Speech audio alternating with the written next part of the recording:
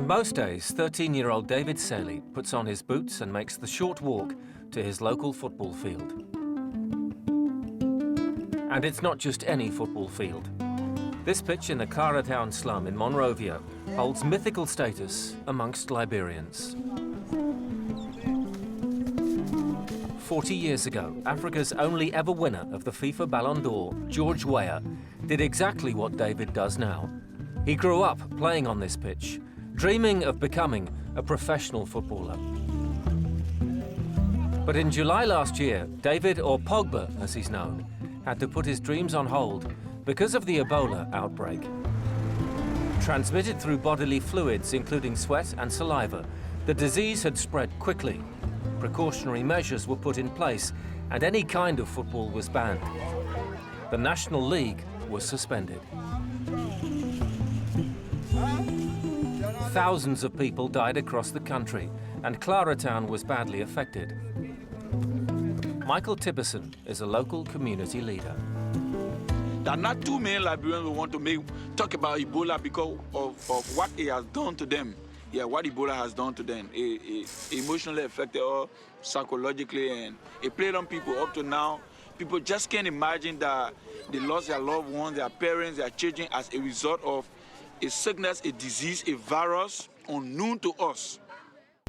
When you travel around Liberia, you hear people talking about how football has always been a unifying force, particularly during the 14-year civil war, which ended in 2003.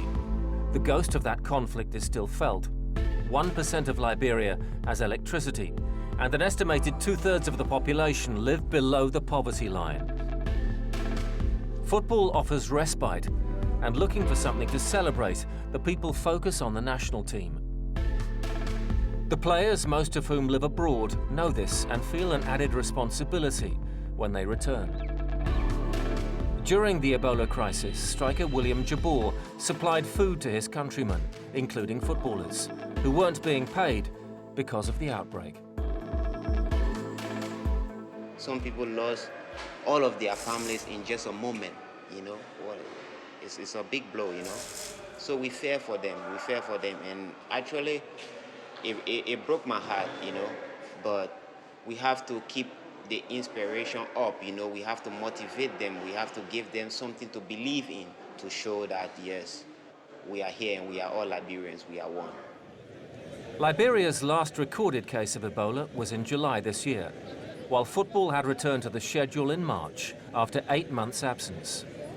And in September, the national team beat Tunisia, then ranked more than 100 places above them. After the hardship, it was a real tonic. And for the players and their coach, that victory resonated more than any other in recent times. The euphoria before the game and after the game was tremendous. Everyone got excited. Excited at the fact that, you know, they think Liberia is now on a path of recovery. Expectations are now high. We defeated Tunisia. They expect us to beat every other game, which of course will be impossible. It has just become harder, I would say. But, you know, we'll take it one day at a time and see what happens. Liberia's next match was against Guinea-Bissau in their first FIFA World Cup qualifier since Ebola. There has been little success for more than a decade. They qualified for the Africa Cup of Nations in 1996 and 2002. That was in the days of George Weah and James Debba, the current coach, who was a striker back then. In Monrovia, Weah, now a major figure in Liberian politics, was on hand to give his support. Pre-match in the tunnel, there was no hiding place. It's immense pressure, you know, too much. But as a professional, it's what we deal with day in, day out. The most important thing is that we try to do our best and stay normal, focused, and know what we are on the pitch for, to give. Coach Debba fielded an attacking lineup, and in the first half, Liberia gained the initiative. Jabor going close from Francis Doe's cross. Again, they found success down the right. Doe rose highest, but Grandpa, as he's nicknamed, couldn't hit the target. The fans didn't have to wait much longer though. Guinea-Bissau made a mess of clearing a corner. And Liberia's defensive midfielder, Patrick Gerhardt, was brought down.